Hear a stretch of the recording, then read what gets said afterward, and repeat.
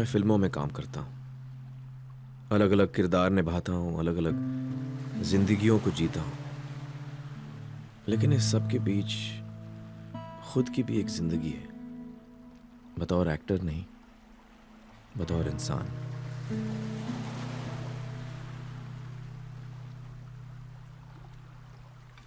अपनी जिंदगी जीते हुए बहुत सारी बातें जहन से आकर टकराती हैं। अखबार पढ़ता हूँ, न्यूज़ देखता हूँ, दोस्तों से मिलता हूँ, अलग अलग लोगों से बातें करता हूँ। बहुत कुछ मन को लगता है। एक तरफ देश तरक्की कर रहा है, नई ऊंचाइयों पर पहुंच रहा है, बड़ी खुशी होती है। अपने हिंदुस्तानी होने पे बड़ा फक्र होता है। लेकिन दूसरी तरफ समाज के कई कड़वे सच भी हैं जिन्हें हम देखना नहीं चाहते। उनसे आंखें मिलाता हूं तो परेशान हो जाता हूं, उदास हो जाता हूं। कभी कभी लगता है कि जिन बातों से मेरा सीधा लेना देना नहीं, उनके बारे में मैं क्यों सोचूं। मेरी जिंदगी तो ठीक ठाक चल रही है, मुझे क्या फर्क पड़ता है। लेकिन फर्क पड़ता है। मैं भी तो इसी समाज का एक हिस्सा हूं। हर बात के तार कहीं ना कहीं मुझसे, आपसे, हम सब से होकर ही गुजरते हैं तो बचते हैं। आज अगर गांधी, तिलक, बोस, नेहरू, मौलाना आजाद जिंदा होते तो हम उन्हें क्या जवाब देते। आजादी की लड़ाई लड़ते हुए हमारे पुरखों ने क्या ऐसे हिंदुस्तान का सपना देखा था।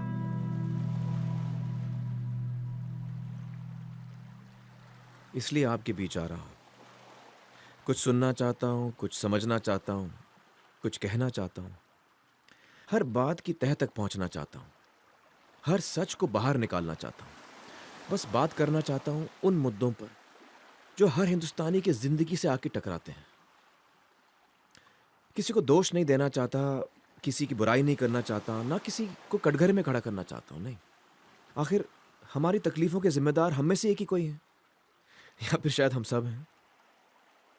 तो चलिए मेरे साथ एक सफर पर, कुछ खोजने, कुछ पाने, कुछ सुनने, कुछ सुनाने, कुछ मुश्किल पहेलियां सुलझाने। सिर्फ हंगामा खड़ा करना मेरा मकसद नहीं।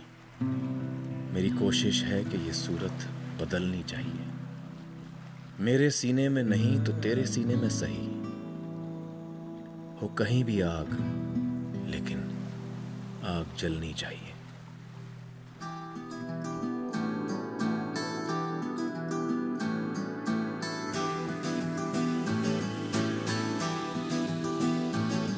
तेरा रंग ऐसा चढ़ गया कोई और रंग ना चढ़ सके। तेरा नाम सीने पे लिखा हर कोई आके पढ़ सके।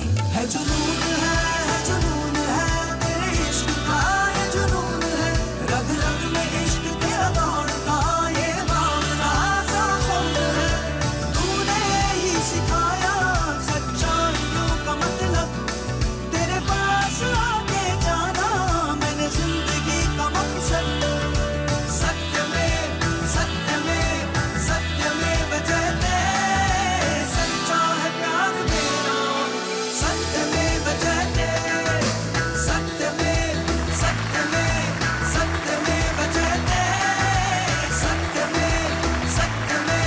सत्य में जयते।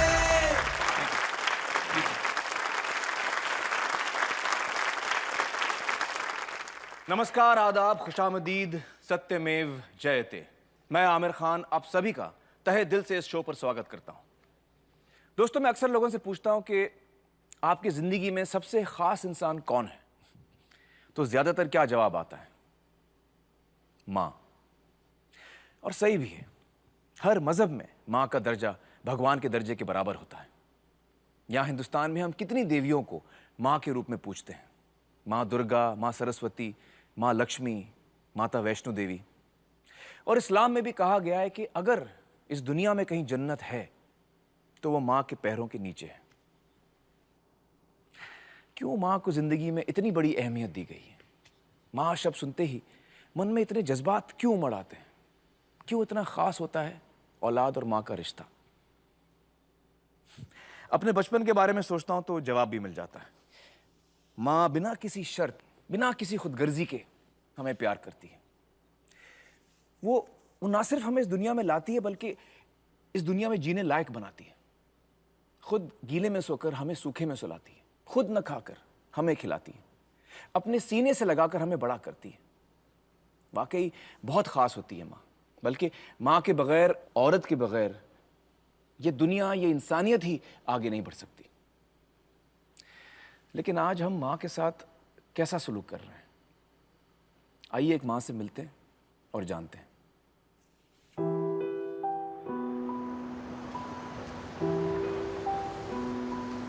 अहमदाबाद के वस्त्रपुर में रहती हैं अमीशा। कॉल सेंटर में काम करती हैं। उनकी 6 साल की प्यारी सी एक बच्ची भी है जिसे ये नाजों से पाल रही हैं, जैसे कि ज्यादातर माएं करती हैं। पर इनके लिए ये बच्ची कुछ ज्यादा ही खास है। क्या वजह है, आइए मिलते हैं अमीशा से और जानते हैं। स्वागत है आपका अमीशा जी, बहुत बहुत शुक्रिया आने का। आपकी बच्ची बड़ी प्यारी है, क्या नाम है इसका? काम्या भट्ट। काम्या। काम्या, क्या उम्र है इसकी? 8 साल। 8 साल की। अमीशा जी बताइए हमें कि आपकी शादी किस साल में हुई? मेरी शादी 1 दिसंबर 2000 में हुई थी। तो इस बात को 11 साल हो चुके हैं। हाँ। शादी के बाद आप पहली दफ़ा कब पता चला आपको कि आप माँ बनने वाली हैं? मुझे पता चला 15/8/2001। 1 साल के बाद। तो फिर क्या हुआ उसके बाद? कोई जाहिर है फर्स्ट टाइम कोई भी लड़की खुशी होगी माँ बनने से। हाँ। फिर मेरे सास ससुर और मेरे पति वो भी सब खुश थे। फिर उन्होंने बोला कि चलो डॉक्टर के पास चलते हैं चेकअप के लिए। फिर नॉर्मल चेकअप हो गया। इस बात को 2-3 महीने हो गए। थोड़े टाइम बाद उन्होंने फिर से बोला कि चलो एक बार सब ठीक ठाक है या नहीं। इस बहाने से ले गए हैं और सोनोग्राफी सब करवाई। फिर इंजेक्शन दे दिया और जैसे इंजेक्शन दे दिया मुझे कुछ पता ही नहीं चला। जब मैं होश में आई तब मेरी बेटी भी नहीं थी, मतलब मेरी प्रेगनेंसी भी नहीं थी। बच्चा गिरा दिया गया और आपको इसके बारे में पता भी नहीं था? कुछ भी नहीं पता। आपसे कुछ पूछा नहीं, मतलब आपसे डॉक्टरों ने कोई बात नहीं की इससे? आप माँ हैं। उन लोगों की डॉक्टर के साथ पहले ही बात हो गई थी। मेरे जहन में तो ऐसी कुछ बात ही नहीं थी। मुझे तो कुछ पता ही नहीं। लेकिन क्यों ऐसा किया उन्होंने? आपके पति ने और आपके पति के घर वालों ने ऐसा किया, राइट? तो उन्होंने ऐसा क्यों किया? उनको बेटा चाहिए था, बेटे की चाह बहुत थी। बेटे की चाह बहुत थी। हाँ। फिर दोबारा आपको कब पता चला कि आप प्रेग्नेंट हैं या आप माँ बनने वाली हैं? 2002 में। उस दफ़ा क्या हुआ? सेम वाकया, उसी दफ़ा भी डॉक्टर के पास ले गए, चेकिंग कराया, लड़का है लड़की है, चेकिंग कराया? उन लोगों की पहले ही डॉक्टर के साथ बात हो चुकी होती है। अच्छा। तो वहाँ पे वो डॉक्टर लोग कोड वर्ड इस्तेमाल करते हैं। लड़का होता है तो जय श्री कृष्ण बोलते हैं, लड़की होती है जय माता जी बोलते हैं। तो अच्छा। इतना तो कुछ पता ही नहीं था। ऐसा कितनी बार हुआ आपके साथ? 8 साल में 6 बार।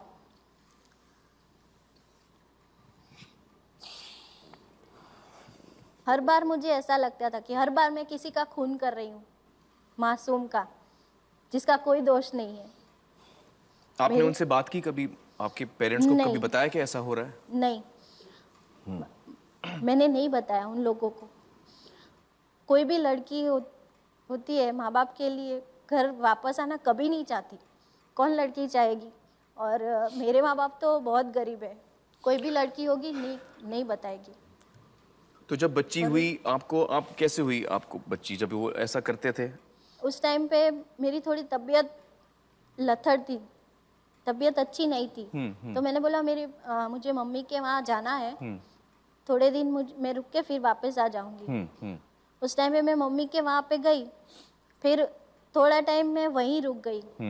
उन लोगों की वहाँ से जिद करके उन लोगों के खिलाफ, और 1 मार्च 2004 में ये मेरी बेटी पैदा हुई। वो जरा भी खुश नहीं हुए, मतलब कुछ उनको नहीं लगा? 2 महीने तो देखने भी नहीं आए।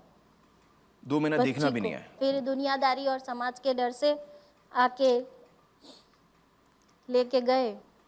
फिर एक दिन झगड़ा हुआ तो मेरी सास ने बोला कि चल तू निकल इधर से, मैं तेरी जगह पे एक नई 51 बहू लाऊंगी और मेरे बेटे को दोबारा से शादी करवाऊंगी। उन लोगों मेरी सास को जब लगा कि मैं नहीं मानने वाली अब, तो उसने ये धमकी दी आपको? हाँ। फिर क्या हुआ? और मुझे रात को घर से मार के निकाल दिया।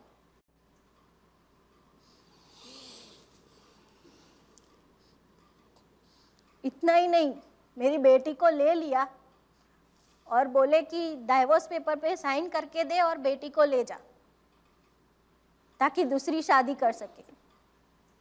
3 महीने तक मैंने मेरी बेटी का मुंह नहीं देखा था। तो फिर आपकी बेटी आपको कैसे मिली? फिर आके मैं जो यहाँ पे है शुक्ला जी से मिली, ये लॉयर है, उनको बात की उनके साथ कि ऐसा हुआ है, तो इनकी मदद से फिर बेटी मिली मुझे। फिर अभी उसके बाद फिर आपकी बेटी आपके साथ ही रही? मेरे पास ही है मेरी बेटी, और उन लोगों का केस चलता है अभी। तो अभी आप अपने माँ बाप के साथ रहती हैं और बेटी की देखभाल आप खुद करती हैं, अपने मैं खुद- बलबूते पे करती हैं? मैं खुद करती हूँ। मैं एक छोटी सी, इतनी पढ़ी लिखी नहीं हूँ, लेकिन छोटी सी नौकरी करती हूँ, काम करती हूँ और मेरी बेटी को पढ़ाती हूँ। दोस्तों, यहाँ पे मैं आप सबको एक बहुत ही इम्पॉर्टेंट, बहुत ही अहम चीज़ कहना चाहूँगा, और वो ये कि माँ के पेट में जो बच्चा होता है, वो लड़का होगा या लड़की, ये माँ के हाथ में नहीं होता, ये बाप के हाथ में होता है। मर्द का स्पर्म यानी मर्द का बीज ये तय करता है कि माँ के पेट में बच्चा लड़का होगा या लड़की। तो इसलिए जो लोग पत्नी को दोष देते हैं या बहू को दोष देते हैं, बहुत ही गलत करते हैं। अगर आपको किसी को दोष देना है तो प्लीज आप पति को दोष दीजिए। हालांकि मेरे हिसाब से तो इसमें किसी का भी दोष नहीं है, ये कुदरत की देन है जो हमें सर आंखों पे कबूल करना चाहिए। अमीशा जी, मैं समझ सकता हूं कि आपके लिए कितना मुश्किल हुआ होगा यहाँ आके ये सारी चीज़ें हमारे साथ बांटना, लेकिन आपका यहाँ आना बड़ी अहमियत रखता है, क्योंकि आपकी आप बीती सुनकर बहुत सारी महिलाओं को आज सीख मिली होगी। और एक बात मुझे यकीन है कि आपकी बेटी जब बड़ी होगी उसको आप पर बड़ा नाज होगा। दोस्तों, आइए मिलते हैं एक और माँ से और जानते हैं उसकी कहानी क्या है। मध्य प्रदेश के मुरैना शहर में रहती हैं परवीन खान। परवीन का अपराध भी वही है जो अमीशा का था, लड़कियों की मां होना। और इस अपराध की सजा इतनी दर्दनाक थी कि उसे शब्दों में बयां करना मुश्किल है। परवीन जी, शुक्रिया यहाँ आने का। Thank you. हमें बताइए, आपकी किस साल में शादी हुई? मेरी शादी हुई थी 1994। और शादी के कितने अरसे बाद आपको पहले पता चला कि आप माँ बनने वाली हैं? 3 साल बाद। तो बच्चा जो हुआ, लड़की थी लड़का था? लड़की थी। लड़की थी। या। आप खुश हुई होंगी? हाँ, माँ बनने का एहसास कुछ अलग ही होता है, बहुत खुशी थी। और आपके पति का क्या रिएक्शन था जब बच्ची पैदा हुई? मेरे हस्बैंड को तो इतना दुख हुआ, तो छोड़ के भाग आया मुझे हॉस्पिटल से। हॉस्पिटल में छोड़ के भाग आया, मतलब कोई केयर नहीं की। अच्छा। दुखी थी, रोई भी थी काफ़ी। फिर जब बेटी का चेहरा देखा, तो सुंदर बेटी हुई थी, अच्छी। तो मैंने उसे, मतलब मुझे खुशी हुई कि जैसे भी मेरी बेटी मेरे लिए। दोबारा आप कब माँ बनने वाली थी? आपको उसकी कब नेक्स्ट पता? 3 साल बाद। इस दफ़ा क्या हुआ? फिर उसने 3 माह बाद मेरा चेकअप करवाया। मैंने मना किया काफ़ी, पर वो बहुत मारपीट करते हुए मुझे ले गया, क्योंकि मजबूरी थी, यहाँ से कहाँ जाएंगे। पर गई उसके साथ। फिर वो बेटी ही निकली जो पेट में बच्ची पल रही थी, वो बेटी जी थी। हाँ, तो उसने मेरा अबॉर्शन करा दिया। फिर उसके भी नेक्स्ट उसी साल के अंदर फिर दोबारा से मैं प्रेग्नेंट हुई। फिर से उसने मेरा चेकअप करवाया। काफ़ी मैंने मना किया, यहाँ तक कि बस चोटी पर, मेरे बाल तो अच्छे बड़े हैं ही, उस समय और भी अच्छे थे, तो बस बाल पकड़ के खचेड़ता हुआ लेके जाता था। गई, फिर से बेटी निकली। फिर उसने मेरा अबॉर्शन करा दिया। उसी साल के बाद फिर मैं नेक्स्ट प्रेग्नेंट हुई, तो वो बार बार अबॉर्शन करा देता था, तो शायद अंदरूनी कुछ कमी आ गई, तो वो मेरा बच्चा अपने आप गिर गया। जी हाँ, क्योंकि एक ये साल के बार बार अंदर अबॉर्शन करने से शारीरिक तौर पे कमियां आ औरतों को गई बहुत कुछ। तकलीफ होती है। फिर ऐसे ही कल चलते हुए 4-5 साल हो गए, तो मैं फिर प्रेग्नेंट हुई। तो अब मैंने अपने मन में सोचा कि इस बार मैं उसे जाहिर नहीं होने दूंगी कि मैं प्रेग्नेंट हूँ। फिर 5-6 महीने तक हो गए। फिर मतलब मोहल्ले में या हस्बैंड को या परिवार में किसी को कुछ नहीं पता। फिर एक बार उसने मेरे को बहुत मारा, हॉकियों से कमरा बंद करके अंदर से कुंडी लगा के काफ़ी मारा। एक हॉकी उसने मेरी कमर में मारी, जिससे मैं वहीं बस मतलब गिर पड़ी। ओह। ब्लड चालू हो गया, तो सब लोगों ने सोचा कि इसको बहुत परेशानी है। मतलब जब जाहिर हुआ कि मैं प्रेग्नेंट हूँ, अब 5 महीने का मतलब अबॉर्शन तो हो नहीं सकता, तो ये ऐसे चलते हुए वो बेटी मेरी दुनिया में आ गई। उसे तो फिर से वही दुख हुआ, मतलब बेटी को नहीं देखना, नहीं खिलाना, कुछ भी, बस बेटे की चाह। बेटे की चाहत। हालांकि बोलता था कि मेरा वंश को, उसकी 2 कौड़ी की विशात नहीं है कि वंश चले, कोई जागीरदार नहीं है, कोई नहीं है, किराए के मकान में रहता है, मजदूर इंसान है, पर ख्वाहिश। फिर एक दिन मैं अपने घर के अंदर सो रही थी, संडे का दिन था, वैसे मैं आंगनवाड़ी वर्कर हूँ, संडे का दिन था तो वो छुट्टी थी, घर में सो रही थी, एकदम आया, बच्चियों को 1-2 रुपये दिए उसने बाहर खेलने के लिए कि जाओ तुम लोग चीज़ वीज लेके आओ। सो रही थी तो रजाई के अंदर मेरा सारा शरीर था, सिर्फ चेहरा बाहर था। आया एकदम, आके मेरे ऊपर हावी हुआ, यहाँ से उसने मुझे पकड़ लिया, बस चेहरे को अपनी दांतों से बहुत बुरी तरह से ऐसे खाया जैसे कोई जानवर एक मांस की रोटी खाता है। जब तक खाता रहा, जब तक कि मतलब मेरा चेहरा उसने पूरा ख़राब नहीं कर दिया। सब लोगों ने उसे देखा भी। ये उस वक्त की तस्वीरें हैं जब ऐसा हुआ था। जी। एक लड़के की चाहत में एक इंसान कितनी हैवानियत तक। तक उतर आ सकता है, ये उसकी एक मिसाल है। जी। फिर मुझे किसी ने बताया कि जयपुर गई मैं, तो जयपुर में एक संदीपन मुकुल है एस्कॉट हॉस्पिटल में, उन्होंने मेरा अच्छा इलाज किया। मतलब मैंने लाइफ में पहली बार कोई ऐसा डॉक्टर देखा जिसने मेरा सहयोग किया। फिर इसके बाद मैंने BA रटन में किया, गवर्नमेंट कॉलेज से पढ़ाई भी की, काम भी किया, बच्चों की देख रेख भी की। इसका मतलब आपका खानदान, आपका परिवार, आपका वंश आप चला रही हैं। सबसे पहले तो शिक्षा को अहमियत देनी चाहिए इंसान को, जो बेटा और बेटी में फ़र्क आदमी करता है। आज मैं पहले से सक्षम होती तो शायद शुरू से मैं उससे अलग रहने लगती। कहीं ना कहीं मैं इसमें अपने आप को दोषी भी ठहराती हूँ, क्योंकि अत्याचार करना जितना पाप होता है उतना सहना भी पाप है। वाह।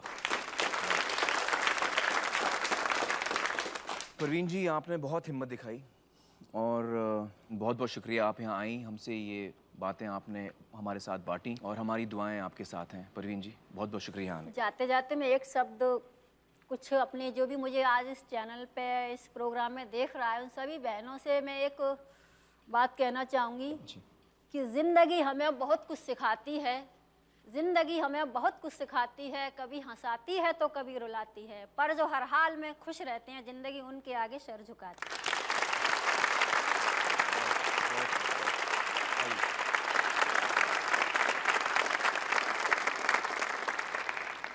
एक लड़की की माँ होने की इतनी बड़ी सज़ा, आखिर कौन है वो लोग जो ज़ोर ज़बरदस्ती बच्चियों को गिरवा रहे हैं? जानते हैं, उन्हें पहचानते हैं एक ब्रेक के बाद। सत्यमेव सत्यमेव सत्यमेव जयते, सत्यमेव सत्यमेव सत्यमेव जयते। Welcome back. ज़बरदस्ती किसी माँ के पेट में पल रही बच्ची को गिरवा देना, सोच कर ही दिल दहल जाता है। क्या गुजरता होगा परवीन और अमीशा जैसी माँओं पर। लेकिन क्या ये सिर्फ इन दोनों की कहानी है या इसका कोई चलन शुरू हो चुका है? हमारी टीम ने इस बारे में बहुत रिसर्च की, गवर्नमेंट के आंकड़े देखे, सेंसस रिपोर्ट पढ़ी और बहुत सारे एक्सपर्ट से बातचीत की। ये देखिए, यह है सेंसस रिपोर्ट जो हर 10 साल में निकलती है। इसमें आपको साफ नजर आएगा किस तरह हर साल लड़कियों की संख्या लड़कों के मुकाबले कम होती जा रही है। सन 2011 में अब हर 1000 लड़कों के मुकाबले लड़कियों की संख्या गिरकर 914 हो गई है। दोस्तों, ये आंकड़े जब मैंने पहली दफा देखे तो मुझे लगा कि 1000 लड़कों के मुकाबले लड़कियां 914 हैं, ये फर्क इतना कुछ खास नहीं है, सिर्फ 86 का तो फर्क है। लेकिन फिर मुझे समझाया गया कि नहीं, ये 86 का जो फर्क है ये 1000 लड़कों के मुकाबले आ रहा है। लेकिन जब हम यही तुलना 1 लाख लड़कों के साथ करते हैं, 10 लाख लड़कों के साथ करते हैं, 1 करोड़ 10 करोड़ लड़कों के साथ करते हैं, तब यह फर्क बहुत ज्यादा हो जाता है। दोस्तों, मोटी बात यह है कि पिछले 30-40 सालों में करीबन 3 करोड़ लड़कियों की गर्भ में ही हत्या की गई है। 3 करोड़ मतलब 3 करोड़ बार किसी ना किसी मां के पेट में पल रही बच्ची को गिरवाया गया। अब हम देखते हैं ये देश में कहां कहां हो रहा है। ये देखिए, ये भारत देश का नक्शा है। इस पर जहां जहां आपको लाल नजर आएगा वहां वहां ये समस्या शुरू हुई। ये देखिए, ये 1981 में इन इलाकों में शुरू हुई, इसके बाद 1991 में फैलकर और जगह पहुंची, 2001 में, और अब 2011 में तकरीबन पूरी भारत माता अपनी बेटियों के खून से रंग चुकी है। आखिर क्यों हो रहा है ऐसा? क्यों हम अपनी बच्चियों को मां के पेट में ही मार रहे हैं? और कौन है वो लोग जो ऐसा कर रहे हैं? हमारी टीम ने देश भर में बहुत सारे लोगों से ये सवाल पूछे। आइए देखते हैं उनकी क्या राय है। मेरे ख्याल से तो गांव में ज़्यादा होता है फीटिसाइड। गांव साइड ही ज़्यादा होता है। It mostly happens in the villages where people are still illiterate. छोटे शहरों में ऑफ कोर्स, बड़े शहरों में पीपल आर एजुकेटेड, पढ़े लिखे हैं। ज़्यादा करके तो गरीब लोग ही करते हैं, जो मजबूर रहता है। लोअर इनकम वाले लोगों में ज़्यादा होता है। The lower class people, poor family में अनपढ़ लोग ज़्यादा करते हैं। तो ज़्यादातर लोगों का मानना है कि ये समस्या शहरों में कम, गांव में ज़्यादा है। गरीब और अनपढ़ लोग इसकी जड़ है। लेकिन दोस्तों, आपको ये जानकर ताज्जुब होगा कि सच्चाई बिल्कुल अलग है। आंकड़ों से साफ जाहिर है कि कन्या भ्रूण हत्या की शुरुआत छोटे गांव कस्बों में नहीं, बल्कि दिल्ली, चंडीगढ़ और मुंबई जैसे बड़े बड़े शहरों में शुरू हुई। और इन इलाकों में भी गरीब नहीं, अमीर तबकों में शुरू हुई। अनपढ़ नहीं, पढ़े लिखे लोगों ने इसकी शुरुआत की। यकीन नहीं होता ना? मुझे भी नहीं हो रहा था। दोस्तों, अब मैं आपको मिलवाने जा रहा हूं एक ऐसी मां से जिनकी जिंदगी का सीधा रिश्ता इन्हीं आंकड़ों से है, और जिनकी कहानी सुनकर आप दंग रह जाएंगे।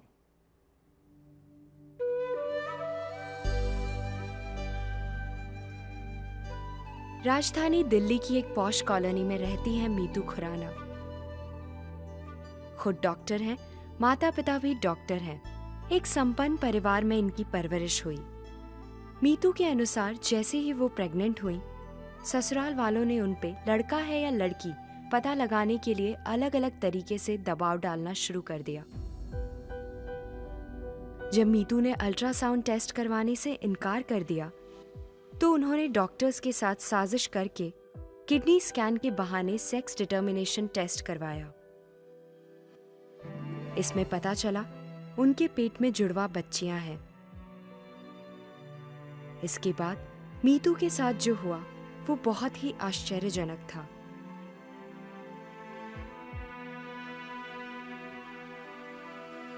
Meetu, thank you for joining us. मुझे बताइए कि जब धोखे से आपसे अल्ट्रासाउंड कराया, फिर पता चला कि आपकी जो ट्विन्स हैं वो लड़कियां हैं, तो उसके बाद आपके पति और उनके घर वालों का क्या रिएक्शन था? देखिए, जिस दिन पता चल गया कि बेटियां हैं, उसी दिन से उनका जो टॉर्चर है वो बदल गया। पहले टॉर्चर करते थे सेक्स डिटर्मिनेशन टेस्ट के लिए, अब वो टॉर्चर करने लगे कि अबॉर्शन करवाना है। क्योंकि लड़कियां हैं, अबॉर्शन कराना है। और दोनों नहीं तो कम से कम एक बच्चे को पेट में मरवा दो। 28 अप्रैल को अल्ट्रासाउंड हुआ था। 17 या 18 मई को रात को मेरे हस्बैंड से लड़ाई झगड़ा हो गया। तो उन्होंने मेरे को 2 मंजिलों से नीचे धक्का मारा, तो मैं सीढ़ियों से गिरी, तो मेरे पेट में दर्द शुरू हो गया और पानी निकलना शुरू हो गया। और तब मेरे 20वां हफ्ता था मुश्किल से। तो ये सारे टॉर्चर की वजह से मैं बहुत सीवियर डिप्रेशन में चली गई थी। मैंने सुसाइड करने का सोच लिया था। मैं अबॉर्शन नहीं करवा सकती थी, मैं सुसाइड कर सकती थी। मैं अपनी बेटियों के साथ मर सकती थी, पर उनको नहीं मरवा सकती थी। मैंने अपने पापा को, मुझे याद है, फ़ोन करके बस इतना बोला कि पापा भूल जाओ कि आपकी 2 बेटियां हैं। आप भूल जाओ कि आपने मेरी शादी करी है। आप ये सोचो कि आप मेरे को क्रिमेट कर चुके हो। पापा ने बोला कि 10 मिनट रुक जा। पापा ने मेरे हस्बैंड को फ़ोन किया और उनको बोला कि तू इसको घर सही सलामत ला रहा है या पुलिस को भेजूँ। घर आते ही सीधा छोड़ के चले गए। फिर मेरे को एक वहाँ पे नर्सिंग होम में एडमिट करवाया गया। फिर 31 हफ्ते में मेरी बेटियाँ दोनों पैदा हो गई। एक का वज़न 1.2 किलो था और एक का वज़न 1.8 किलो था। बहुत कम। बहुत कमज़ोर थी वो। तो दोनों को नर्सरी में रखा गया। तो इस पर मेरी मदर इन लॉ ने बोला सबके सामने कि बेटे फिक्र मत करो, 7वें महीने में पैदा हुई है, इन्होंने बचना नहीं है। मतलब बच्चियां अभी नर्सरी में हैं और अभी पैदा हुई हैं और आप मरने की मुरादें मानने लग गए हो। मैं वापस गई, पर गलती थी। 3 दिन तक दोनों बेटियों को अकेले संभालना। बच्चे रो भी रहे हैं तो कोई नहीं हाथ लगाएगा उनको। पूरे घर का ऊपर से लेकर नीचे तक पूरा साफ करना, टॉयलेट बाथरूम सब मैं ही करना। 3 दिन तक मैं 24 घंटे जागी, क्योंकि जुड़वा बच्चे पालना ही एक में अपने में ही पूरा वो बहुत मुश्किल है। तो मैंने डिसाइड कर लिया कि मैं पेरेंट्स के घर पे वापस आ रही हूँ। अर्ली मॉर्निंग दिसंबर का दिन है, सुबह 7 बजे का टाइम है। मैंने अपनी बड़ी बेटी को कैरिंग कॉट में डाला, ऊपर से बकल्स करे, ब्लैंकेट डाला। छोटी बेटी को कर रही थी तो मेरी मदर इन लॉ कहती कि मैं इसको नीचे ले जाती हूँ। मुझे लगा चलो इसी बहाने आज उठाने का तो उन्होंने ऑफ़र करा है। मैं कहा ठीक है मम्मी आप इनको लेके चलिए, मैं छोटी को लेके आती हूँ। मैं छोटी को लेके गई तो देखा कि कैरिंग कॉट जो वो सीढ़ियों के ऊपर पड़ा है ज़मीन पे, मदर इन लॉ साथ में खड़ी है। मुझे बहुत अजीब सा लगा क्योंकि बेटियां पहले ही वज़न इतना कम है, तो मतलब ज़मीन पे रखने की क्या ज़रूरत है, वो भी ठंड के मौसम में। पर चलो ठीक है। मैंने साइड से निकल के छोटी बेटी को गाड़ी में रखा, पीछे मुड़ा तो क्या देखती हूँ कि मेरी मदर इन लॉ ने किक मारी कैरिंग कॉट को सीढ़ियों से नीचे। ऊपर ब्लैंकेट था तो उनको ये रियलाइज़ नहीं हुआ कि अंदर से मैंने मतलब वो बकल किया हुआ है। तो बकल्स की वजह से और आसपास ब्लैंकेट होने की वजह से, कुशन होने की वजह से बच्ची बच गई। और मुझे ये भी पता था कि अगर इस वक्त मैं कुछ भी करती हूँ तो हम तीनों मरेंगे। अभी मेरे पास खाली एक ही ऑप्शन है कि मैं दोनों बच्चियों को उठाऊँ और अपने पेरेंट्स के पास आ जाऊँ। वही किया मैंने। कमाल है। आपके पति कितने पढ़े लिखे हैं? ऑर्थोपेडिक सर्जन है। ऑर्थोपेडिक सर्जन, मतलब डॉक्टर है, लोगों की जान बचाने का उनका पेशा है। आपके जो फादर इन लॉ हैं वो क्या, उनकी क्वालिफिकेशन क्या है, एजुकेशन कितना पढ़े लिखे हैं वो? वो प्रोफेसर थे। प्रोफेसर? हिस्ट्री के प्रोफेसर थे। कहाँ पर? DU में, दिल्ली यूनिवर्सिटी में। और आपकी जो मदर इन लॉ हैं वो as a vice principal retire हुई थी रोहतक के एक स्कूल से। आपके जो पति के जो 2 बहनें, वो एक जो है वो PhD मैथमेटिक्स है। मैथमेटिक्स में PhD? हाँ जी। और दूसरी जो है वो एक स्कूल में पढ़ाती हैं, टीचर है। दोस्तों आज हमारे साथ राम बाबू जी मौजूद हैं। इन्होंने इसी विषय पर रिसर्च की है। राम बाबू जी बताइए आपकी रिसर्च में क्या सामने आया? आमिर जी, मैंने जानने की कोशिश की थी कि ये कौन लोग हैं जो ये काम करते हैं। जी। जैसा हमने पहले देखा, लोगों ने कहा था कि ये गांव के लोग होते हैं, गरीब होते हैं। मेरे भी शायद दिमाग में कहीं था कि गांव के लोग होंगे ये। लेकिन जब अच्छी तरह जानने की कोशिश की तो मुझे लगा मुझे कहीं जाने की जरूरत नहीं, मेरे आसपास ही ये लोग हैं जो ये कर रहे हैं, ये हम ही में से हैं। और इसमें चार्टर्ड अकाउंटेंट हैं, इसमें IAS हैं। IAS ऑफिसर्स भी ऐसा कर रहे हैं? जो हेल्थ डिपार्टमेंट के जिम्मेदार थे जिस समय PC-PNDT एक्ट बन रहा था। हेल्थ डिपार्टमेंट के लोग भी ऐसा कर रहे हैं? उसमें डॉक्टर भी हैं, उसमें प्रोफेसर भी हैं, मल्टीनेशनल कंपनी में काम करने वाले लोग भी हैं। मतलब सब वेल एजुकेटेड, अच्छे पैसे वाले लोग और सो कॉल्ड बुद्धिजीवी लोग हैं। जो एक शॉकिंग और चीज जो मुझे देखने में मिली आमिर जी, जो लोग ये काम करते हैं वो एक पैकेज में काम करते हैं कि अल्ट्रासाउंड के साथ में ये अबॉर्शन भी हम करेंगे। कि चूंकि अगर अल्ट्रासाउंड करके आपने बता दिया कि बेटा है तो 20,000 रुपए लेके वो महिला या वो कपल चला जाएगा जी।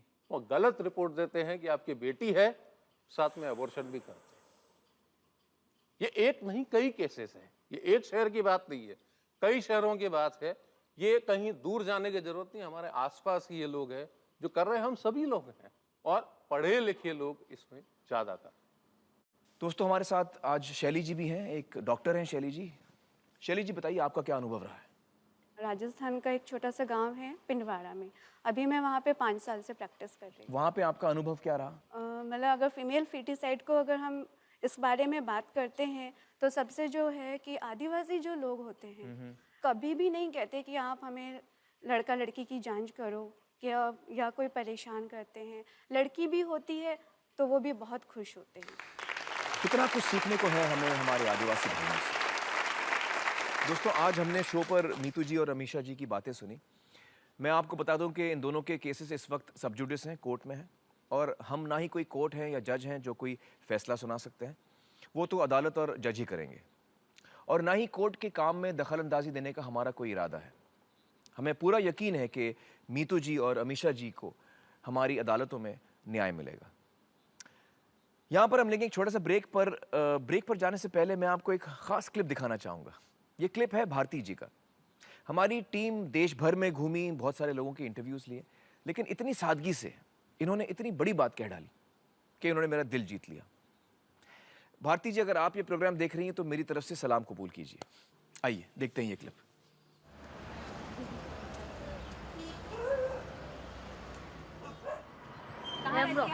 हम यहाँ ही रहते रोड पर, अहमदाबाद में, वस्त्रापुर। ये आपकी बच्ची है? हाँ। लड़का है लड़की है? लड़की। आप जब भी पेट से थे तो आपको क्या चाहिए था, लड़का की लड़की?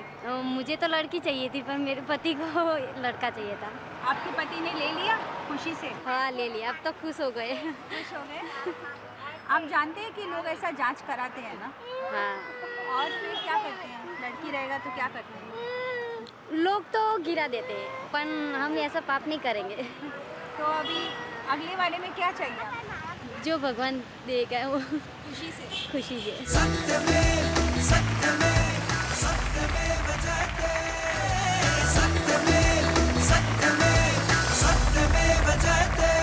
Welcome back.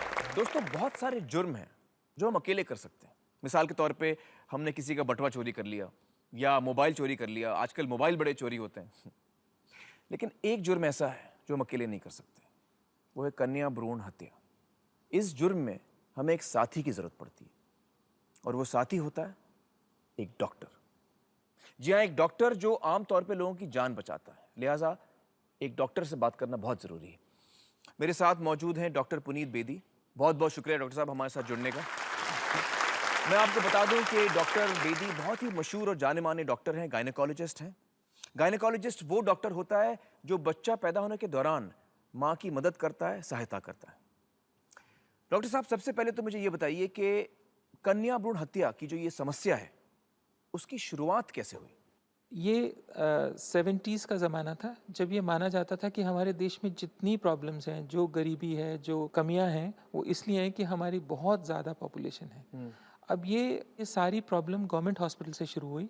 All India institute में एक पेपर छपा था।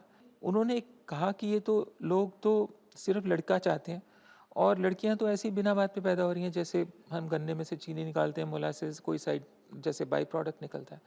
तो अगर हम लड़कियों को निकाल दें और जिसको लड़के चाहिए सिर्फ लड़के पैदा करें, तो इस देश की समस्या जो है, जो आबादी है, वो हल हो जाएगी। अब इसके तहत एक बहुत एक्सटेंसिव प्रोग्राम बना, और ये देश भर के बड़े अस्पतालों में फ्री ना सिर्फ ये सर्विस उपलब्ध कराई गई, बल्कि जो भी माँ आती थी उसको इनफैक्ट जैसे सेल्समैन बात करते हैं वैसे उनको समझाया जाता था, फैमिली प्लानिंग वर्कर्स के द्वारा, नर्सिस के द्वारा, डॉक्टर्स के द्वारा, कि क्यों बार बार बच्चे पैदा कर रही हो, तुमको 1 या 2 लड़के चाहिए ना। वो इस जांच वही हम 1-2 लड़के आपको पैदा करके दे देंगे, लड़के हम हटाते रहेंगे। जी। मतलब ये सरकारी अस्पतालों में शुरू हुआ, ये मैं बड़ा शौक हूँ सुन के। जी। फिर क्या हुआ? तो कुछ एक्टिविस्ट ने उसके ऊपर एतराज़ जताया, तो सरकार ने ऑफिशियली गवर्नमेंट हॉस्पिटल में बंद कर दिया एक्टिवली। लेकिन तब तक तीर कमान में से निकल चुका था। लोगों को मालूम चल गया था कि ऐसी जांच हो सकती है, और एक मार्केट में डिमांड आ गई थी, और वही डॉक्टर, टेक्नीशियन, उन्होंने सब ने अपने अपने प्राइवेट क्लिनिक्स खोल लिए, और यही सेवा एक पैसे के लिए प्राइवेट में मिलने लगी। हाँ। इतना ये फिर बड़ा कैसे? पहले एक एमनियोसेंटेसिस करते थे, मतलब वो कॉम्प्लिकेटेड टेक्निक थी, उसमें बच्चा गिरने का चांस रहता था, काफ़ी महंगा था, तो कम लोग कराते थे। लेकिन जैसे ही अल्ट्रासाउंड आया 1990 के आसपास, तो ये बिल्कुल 2 मिनट में अवेलेबल हो गया। इसमें डॉक्टर्स को एक गोल्ड माइन मिल गई, कितने ज़्यादा वो केस करने एक एक दिन में कितने 10-10, 20-20, 30-30 केस कर सकते थे। और जो मशीन बनाते और बेचते हैं उनको एक रेडी मार्केट मिल गई। उनके जो सेल्समैन डॉक्टरों के पास जाते थे उनको ये समझाते थे कि देखो ये इतनी मशीन 1-2 लाख 3 लाख की है, लेकिन इतने पैसे आप कमा सकते हो कि 1-2 महीने में ही इसकी आप सारी किस्तें चुका सकते हो। मशीन फ्री हो जाएगी, मशीन फ्री हो जाएगी और आपका सारा बहुत प्रॉफिट होगा। तो ये बहुत बड़ी इंडस्ट्री बन गई है अब तक। अल्ट्रासाउंड बेचने वालों के लिए बहुत प्रॉफिटेबल है, डॉक्टर्स के लिए, नर्सिंग होम्स के लिए, छोटे अस्पताल, बड़े अस्पताल। तो इन द एंड ये 2 से 3 हज़ार करोड़ की इंडस्ट्री कम से कम है। तो इसका फिर क्या इलाज है? मतलब हम लोग करें तो क्या करें? What is the solution for this? Immediately कुछ बड़े बड़े डॉक्टरों को एग्जाम्पलरी पनिशमेंट मिलनी चाहिए। जो लोगों ने ये धंधा ही बना लिया है उनको तिहाड़ जेल में डाल देना चाहिए। इनमें से बहुत सारी महिलाएं हैं डॉक्टर जो और मिडिल क्लास या अपर क्लास से आते हैं, वो डेफिनेटली एक चीज़ नहीं चाहते कि उनको तिहाड़ में रहना चाहिए। उनको ये एक क्लियर मैसेज आए कि अब ये हमारा समाज इसको एक्सेप्ट नहीं करेगा। एक कोरिया ही ऐसा देश है जिसने अपने सेक्स रेशियो सिग्निफिकेंटली चेंज किए हैं। उन्होंने क्या किया? कोरिया में क्या हुआ? उसमें 90 के दशक में उन्होंने चुन चुन के बड़े बड़े डॉक्टर जो इस धंधे में इन्वॉल्व थे उनको जेल में डाल दिया, उनके लाइसेंस कैंसिल कर दिए। तो फिर ये प्रैक्टिस इमीडिएटली काफ़ी कम हो गई थी, with in a year actually. Doctor साहब मुझे बताइए कि मेडिकल काउंसिल ऑफ इंडिया जो डॉक्टरों पे निगरानी रखने का काम करती है, उसने आज तक कन्या भ्रूण हत्या के सिलसिले में कितने डॉक्टर्स का लाइसेंस परमानेंटली यानी हमेशा के लिए कैंसिल या रद्द कर दिया है? आज तक कभी नहीं हुआ। एक डॉक्टर का भी नहीं हुआ।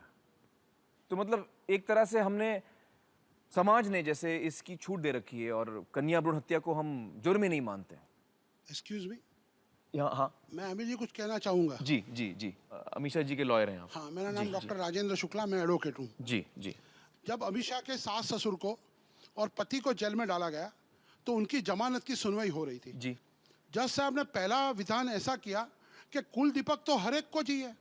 कुल दीपक मतलब बेटा, लड़का तो हर एक को चाहिए, इसमें गलत क्या है? ये जज बोल रहा है। जज डायस से ओपन कोर्ट में बोल रहा है कि हर एक को बेटा चाहिए, उसमें गलत क्या है?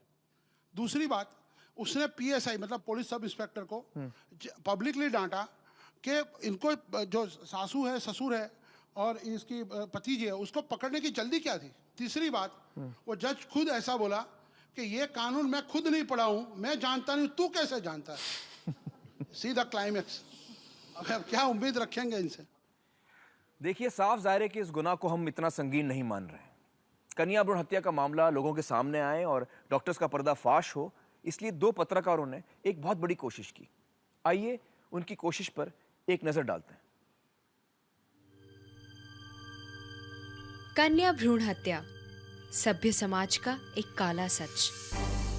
कई डॉक्टर्स इस मौत के व्यापार में भागीदार हैं। इस ऑर्गेनाइज क्राइम का पर्दाफाश करने के लिए खुफिया कैमरे और पक्के इरादे के साथ निकल पड़े 2 जाबाज पत्रकार, मीना शर्मा और श्रीपाल शक्तावत।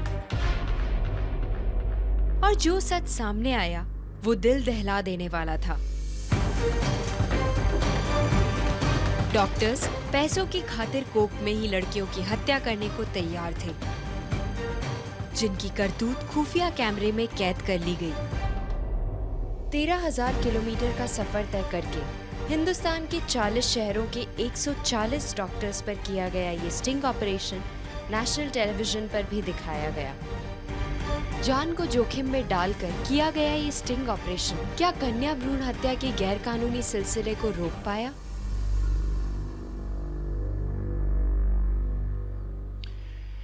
शिपाल जी, मीना जी, बहुत बहुत शुक्रिया यहाँ आने का। सबसे पहले तो मुझे ये बताइए कि ये जो स्टिंग ऑपरेशन किया आपने और ये टीवी पे दिखाया गया, तो उस वक्त राजस्थान में बड़ा हल्ला हुआ होगा इसको लेकर।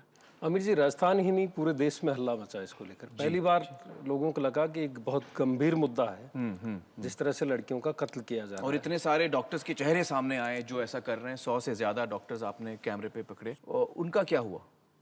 वो डॉक्टर्स आज भी वैसे ही प्रैक्टिस कर रहे हैं। कोई भी एक ऐसा डॉक्टर नहीं है जिसका रजिस्ट्रेशन कैंसिल हुआ हो, जिसको ये कहीं ना कहीं सांकेतिक सजा दी गई हो कि आपने इतना बड़ा जुर्म किया है या आप लगातार कर रहे हैं, तो इसके लिए आप कम से कम इतनी सजा के हकदार तो हैं। मतलब ये सारे डॉक्टर्स जो आपके स्टिंग में पकड़े गए थे, ये इस वक्त प्रैक्टिस कर रहे हैं? बिल्कुल प्रैक्टिस ही नहीं कर रहे हैं, बल्कि उन्हें बाकायदा सरकार के द्वारा जो गवर्नमेंट के डॉक्टर्स थे उनको प्रमोशन भी मिले हैं। लेकिन वो डॉक्टर्स अभी भी कैसे प्रैक्टिस कर रहे हैं? मतलब आपने इतना बड़ा स्टिंग ऑपरेशन किया, उनके चेहरे दिखाया आपने, तो कैसे प्रैक्टिस कर रहे हैं? दरअसल प्रधानमंत्री मनमोहन सिंह ने रेड फोर्ट से पहली बार इस स्टिंग ऑपरेशन के बाद कहा कि कन्या भ्रूण हत्या के गुनहगारों को माफ़ नहीं किया जाएगा जी। इसी के बाद सुप्रीम कोर्ट ने स्टेट्स को डायरेक्शन दिए कि आपको अपने अपने स्टेट में इस चीज़ को पुख्ता करना होगा कि डॉक्टर्स इस गुनाह को अंजाम न दें।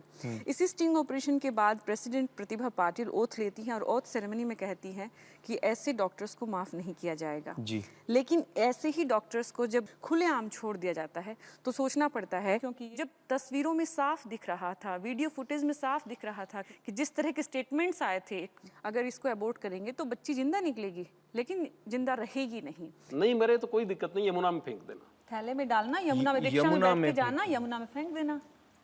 इतने क्लियर एविडेंस होने के बाद भी राजस्थान गवर्नमेंट ने सारे डॉक्टर्स को पहले दिन जब खुलासा हुआ, इतना बड़ा स्टिंग ऑपरेशन ऑन एयर हुए जब सारे डॉक्टर्स, तो एक दिन में मुझसे सुबह से लेकर शाम तक स्टेटमेंट लिए गए, सारे स्टेटमेंट हो गए। उसके बाद उसको डाइवर्ट करने के लिए कि वो एविडेंस न मान ली जाए, सारे केसेस को अलग अलग ज़िलों में पूरे राजस्थान के फैला दिया गया और वो तमाम लोग आज प्रैक्टिस कर रहे हैं। हम लोग जो हैं वो बाकायदा अलग अलग कोर्ट्स में जाके स्टेटमेंट देने की, अगर कहें कि औपचारिकताओं में अभी भी उलझे हुए हैं।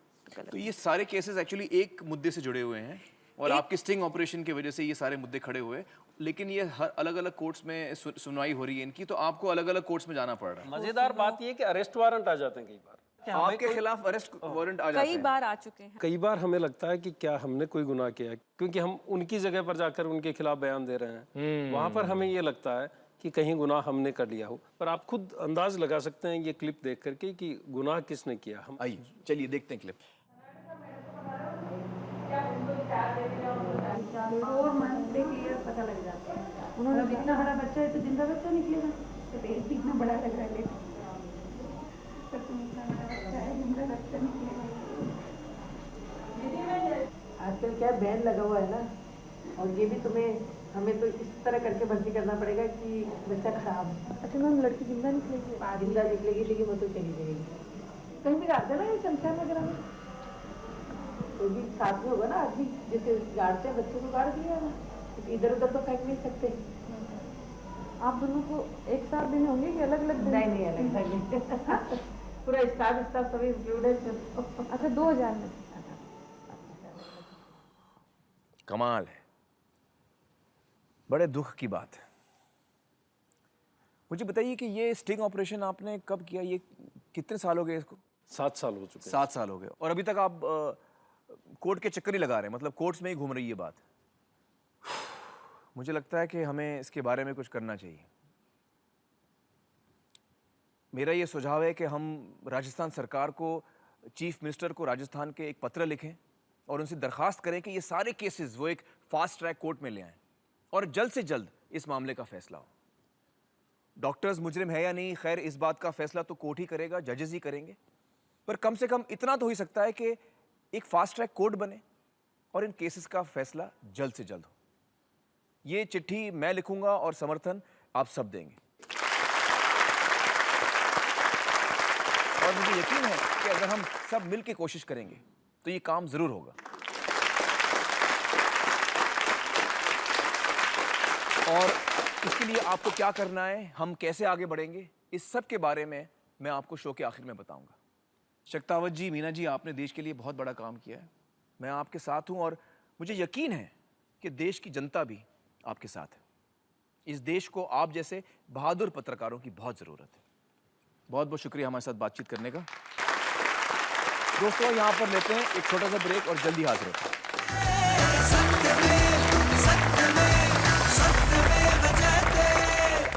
Welcome back. दोस्तों, बात जो समझ में आ रही वो ये है कि बड़ी तादाद में लोगों को लड़के पैदा करने की चाहत है और ये चाहत इतनी पुरजोर है कि इसके लिए हम किसी भी हद तक जाने के लिए तैयार हैं। चलिए मान लिया कि जैसे तैसे हम लड़के पैदा भी कर लेंगे, खुश भी हो जाएंगे, मिठाइयाँ भी बांट लेंगे, पटाखे भी फोड़ लेंगे, पर कैसे होगी उन लड़कों की जिंदगी जिनको इतनी चाहत से हम पैदा करने वाले हैं।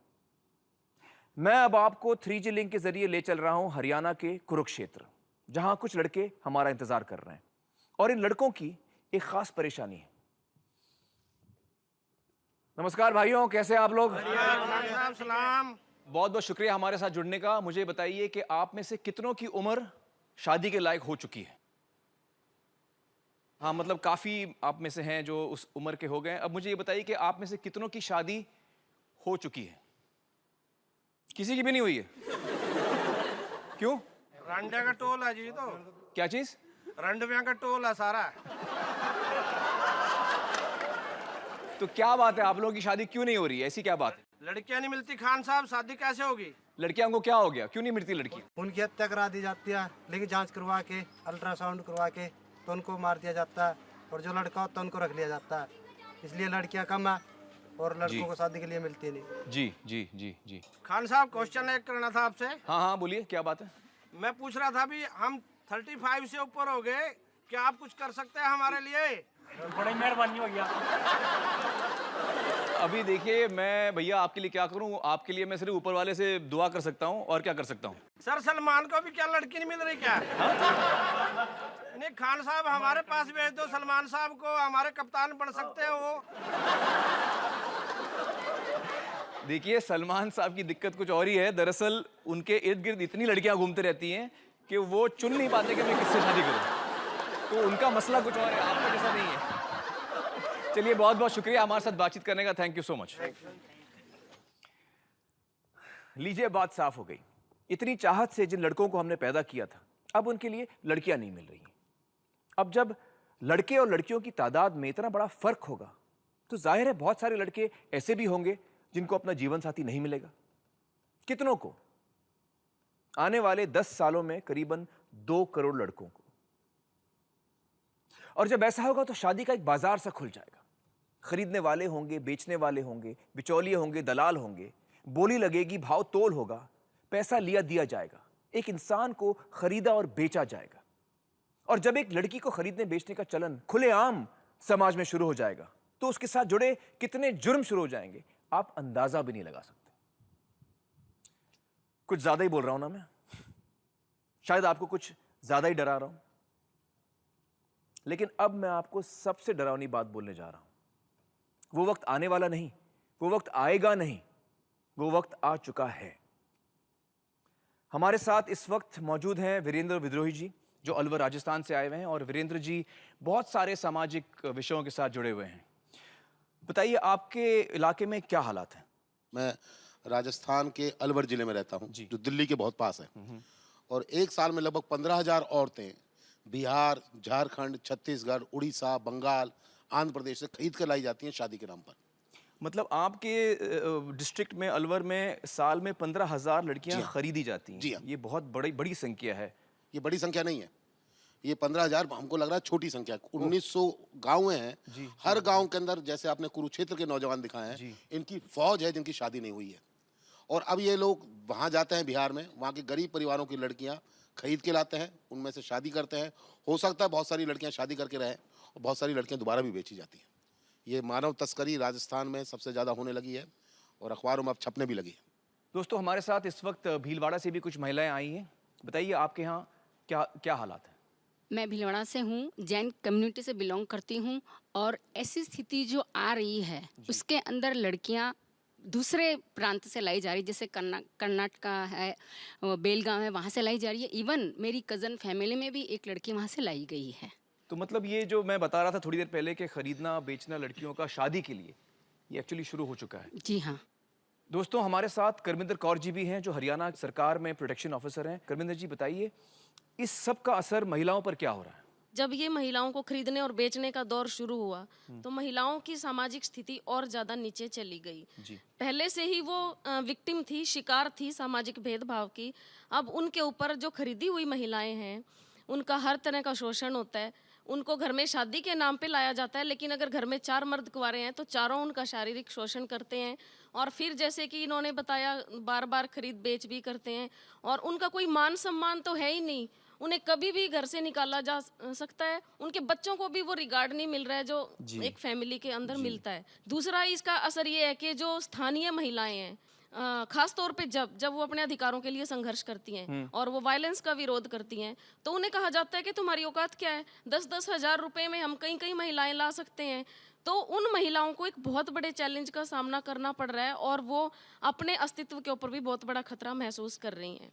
तीसरी जो बात हरियाणा की नौजवान लड़कियों की है, जो लड़कियां भ्रूण हत्या के दौर से बच के मतलब जिंदा बची और फिर बड़ी हो गई, उनको बहुत ज़्यादा चैलेंजेस फेस करने पड़ रहे हैं। कोई पढ़ने के लिए निकलती है, कोई जॉब करने के लिए निकलती है, तो ये जो फौज, जिस तरह से कवारों की फौज जिसे कहते हैं, ये बाहर जाके छेड़छाड़ ही करते हैं। जो हमारे ही लड़के हैं, हमारे ही समाज के लड़के हैं, उन्होंने ही हमारी ही लड़कियों का जीना दूभर कर रखा है। उनके ऊपर तेजाब डाला जाता है, किडनैपिंग होती है, गैंग रेप बहुत ज़्यादा शुरू हो चुके हैं और घर से जब लड़कियां निकलती हैं तो बहुत असुरक्षा के वातावरण में निकलती हैं। इसका मतलब ये कि अगर आप खुद कन्या भ्रूण हत्या नहीं कर रहे हैं, लेकिन इस आग से आप भी नहीं बच सकते। ये आग की लपट जो है हम सबको जला देगी। जी। तो दोस्तों, हालात खराब हैं, जितना हमने सोचा था उससे कई ज्यादा खराब है। पर कई ऐसे टिमटिमाते चिराग भी हैं जो मुश्किल से ही सही पर रोशन हैं, राह दिखा रहे हैं, उम्मीद जगा रहे हैं, हौसला बढ़ा रहे हैं। अलावा इसके मेरे पास एक जादू की छड़ी भी है जो पलक झपकते ही सब कुछ ठीक कर सकती है। लौट के आते हैं और देखते हैं कि वो जादू की छड़ी क्या है। और हाँ दोस्तों, कागज और कलम भी तैयार रखिएगा, आपको कुछ चीजें नोट भी करनी है।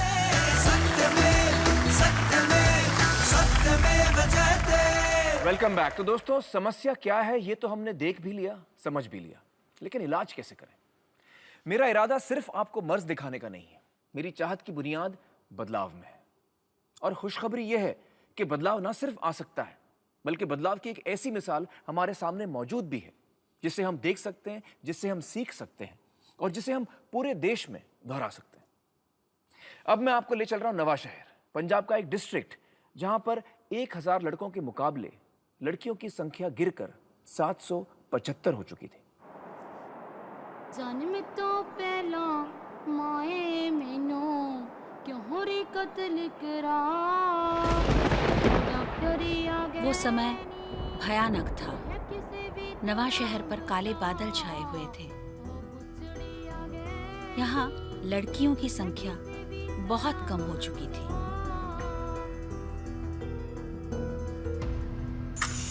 – 2005 में इस डिस्ट्रिक्ट का चार्ज श्री कृष्ण कुमार ने बतौर डिप्टी कमिश्नर लिया और सबसे पहला मुद्दा उन्होंने उठाया कन्या भ्रूण हत्या का। उन्होंने ये किया कि सोसाइटी में काम करने वाला है, डॉक्टर है, मिडवाइफ है, एजुकेशन वाले हैं, सभी के सेमिनार लिए, एक वार्निंग जैसे सेमिनार लिए और उनको बोल दिया कि मैं पकड़ने वाला हूँ। तो उसके बाद कुदरत ने ऐसा काम किया कि उन्होंने पकड़ भी लिया। उस मुहिम में मैं शामिल हुई as a telephone operator. Phone पे बात करती थी लेडीज़ के साथ जो प्रेग्नेंट थी। तो मैं बोलती थी कि मैं डीसी दफ्तर से बोल रही हूँ, आपके घर में कुछ प्रॉब्लम तो नहीं है, आपको कोई प्रेशराइज तो नहीं है, आपकी चेकिंग वगैरह तो नहीं हुई है कि आपके मेल फीमेल का कुछ चक्कर तो नहीं पड़ा घर में, अगर है तो बताइए मुझे। इस समस्या पर उन्होंने करीब 75 सामाजिक संस्थाओं को साथ लिया और जोर शोर से कैंपेन शुरू किया। अनगिनत मीटिंग, मोर्चा, रैली, स्ट्रीट प्ले हुए। हजारों महिलाएं, पुरुष, कॉलेज के विद्यार्थी इस कैंपेन में शामिल हो गए। एक आदमी की मुहिम पूरे इलाके में आंदोलन बन गई और बदलाव की दस्तक सुनाई पड़ी। 2001 की जनगणना के मुकाबले सन 2011 में नवा शहर में लड़कियों की गिनती में 71 पॉइंट्स का इजाफा हुआ। बेटियां हमारे लिए सब कुछ है, लड़कों से ज्यादा है। बदलाव की इस हवा ने पूरे देश को एक नई मिसाल दी। नवा शहर का जुलाह माजरा गांव, जहां लड़कों और लड़कियों की गिनती बराबर है। 1000 लड़कों पे 1000 लड़कियां।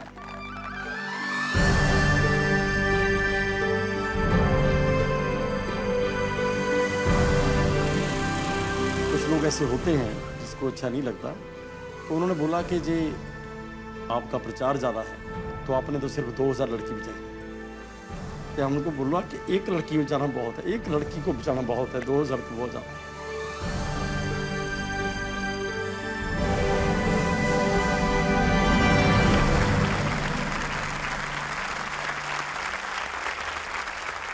देखा आपने, अगर नवा शहर में यह बदलाव आ सकता है तो देश में हर जगह यह बदलाव आ सकता है।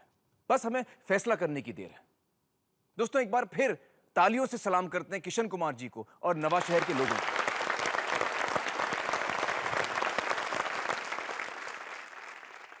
दोस्तों, भारत देश को और भारत देश के लोगों को दुनिया भर में अपनी रूहानियत के लिए जाना जाता है। वो कौन सा मजहब, कौन सा ईश्वर, कौन सा अल्लाह है जो इस काम की इजाजत देता है? जरा सोचिए, हर साल करीबन 10 लाख बच्चियों की गर्भ में ही हत्या। ये सिर्फ एक आंकड़ा नहीं है जो हम अखबारों में या गवर्नमेंट की रिपोर्ट्स में पढ़ते हैं। बहुत कुछ बोलता है ये आंकड़ा, हमें अपने बारे में बहुत कुछ बताता है। हमारी सोच, हमारे नजरिए को एक आईना दिखाता है।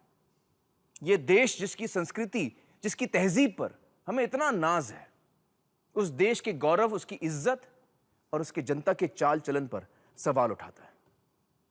भारत माता क्या सिर्फ लड़कों की ही मां बनकर रह जाएगी, या हम बदलेंगे और भारत माता की बेटियों को भी जीने का हक देंगे?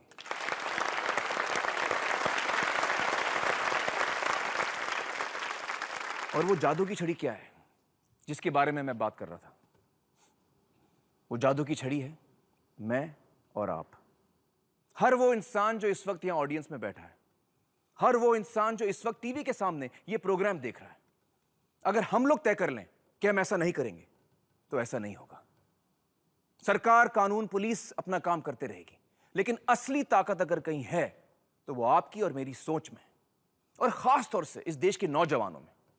आप ही तय करेंगे कि आप किस किस्म के इंडिया शाइनिंग का हिस्सा बनना चाहते हैं। वो डॉक्टर्स तय करेंगे कि क्या वो इस जुर्म में शामिल होना चाहते हैं या नहीं। वो जज, वो कोर्ट कचहरी, वो पुलिस तय करेगी कि क्या वो इस जुर्म को संजीदगी से देखना चाहती है या नहीं। आप और मैं तय करेंगे कि क्या हम ऐसा करना चाहते हैं या नहीं। एक साल में नहीं, एक महीने में नहीं, एक हफ्ते में नहीं, बल्कि आज, अभी, इसी पल, इसी वक्त, इसी लम्हे में हम ये फैसला करेंगे कि हम ऐसा करना चाहते हैं या नहीं। यही है वो जादू की छड़ी।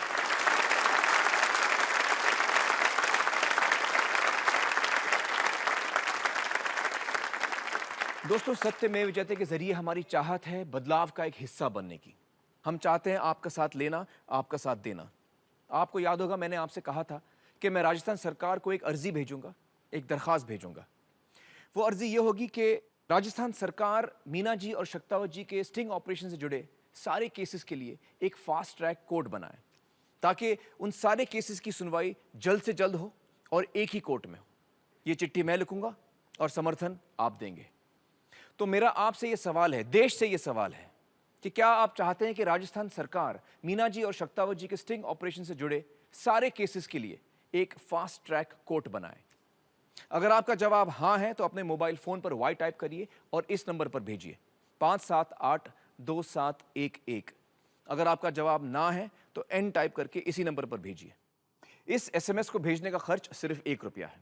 आपके एसएमएस के जरिए जितना भी पैसा इकट्ठा होगा, गवर्नमेंट टैक्सेस काटने के बाद, वो सारा का सारा इस संस्था को जाएगा, स्नेहालय। स्नेहालय एक ऐसी संस्था है जो कन्या भ्रूण हत्या के खिलाफ काम कर रही है और अनाथ बच्चियों को सहारा दे रही है। आप एक से ज्यादा एसएमएस भी भेज सकते हैं। अगर आप इस संस्था को और भी सहयोग देना चाहते हैं तो स्क्रीन पर दिए गए नाम से चेक बनाकर आप अपने नजदीकी एक्सिस बैंक शाखा पर जमा करा सकते हैं। आप चाहें तो उनकी वेबसाइट पर ऑनलाइन ट्रांसफर भी करा सकते हैं।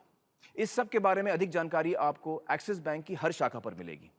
इस देश की जनता से जितनी भी रकम इकट्ठा होगी, चाहे वो एसएमएस के जरिए हो या चेक्स के जरिए या ऑनलाइन ट्रांसफर के जरिए, उसकी मैचिंग रकम यानी उतनी ही रकम रिलायंस फाउंडेशन इसी संस्था को देगी।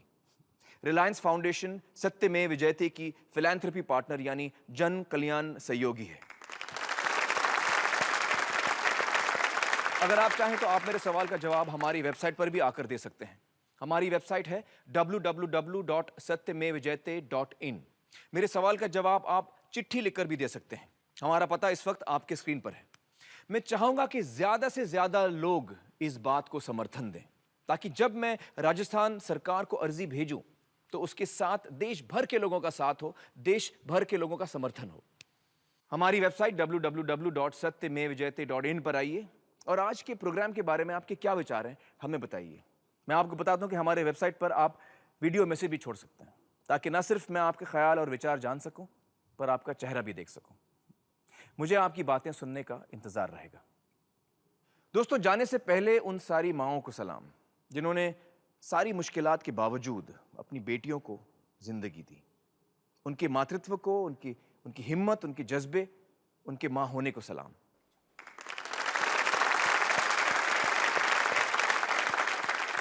आपके साथ आपके वक्त के लिए बहुत बहुत शुक्रिया।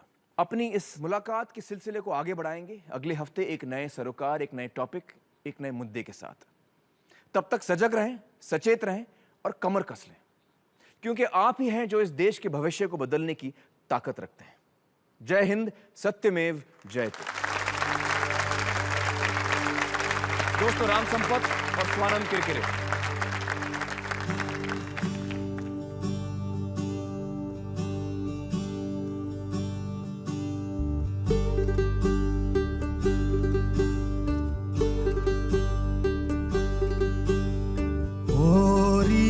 चिड़ैया नन्ही सी चिड़िया अंगना में फिर आजा रे,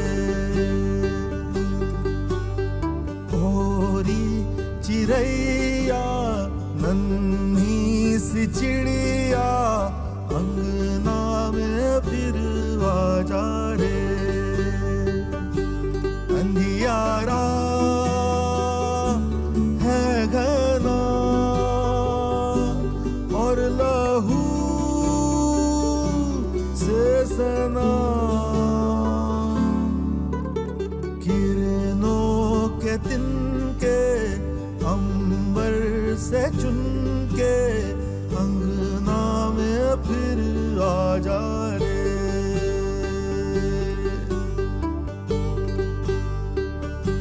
हमने तुझ पे हजारों सितम है किए, हमने तुझ पे जहां भर के जुल्म किए, हमने सोचा नहीं तू जो उड़ जाएगी, ये ज़मीं तेरे बिन सूनी रह जाएगी, किसके दम पे सजेगा मेरा अंगना, ओरी चिड़ैया मेरी चिड़ैया अंगना में फिर आजा रे,